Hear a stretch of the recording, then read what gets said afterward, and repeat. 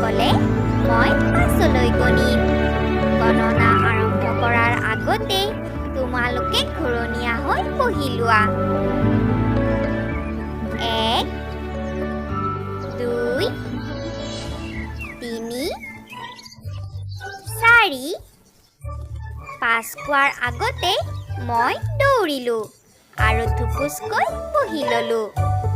সেইফালে বাইদেৱে গণনা শেষ কৰিলে আৰু এইফালে আমি আটাইয়ে ঘূৰণীয়া আকাৰত বহি ল'লোঁ।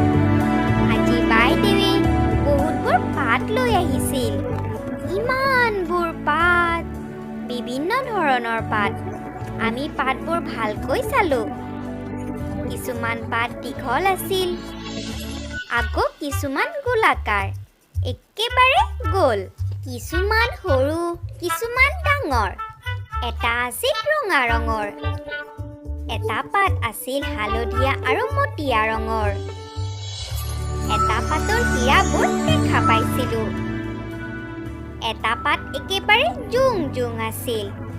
এটা পাতৰ ঠাৰি একেবাৰে পোন আছিল। এটা পাত ভুজি ভাজ কৰা ধৰণৰ আছিল। আমি পাতবোৰ চুই চালোঁ। কোনোবাটো পাত এফালেৰে কোমল আছিল আৰু আনটো ফালেৰে খহটা আছিল। আকৌ কিছুমান পাত মালাৰ দৰে লাগিছিল। সেই পাতবোৰ দেখি আমি বহুত আনন্দিত হৈছিলোঁ। ধন্যবাদ।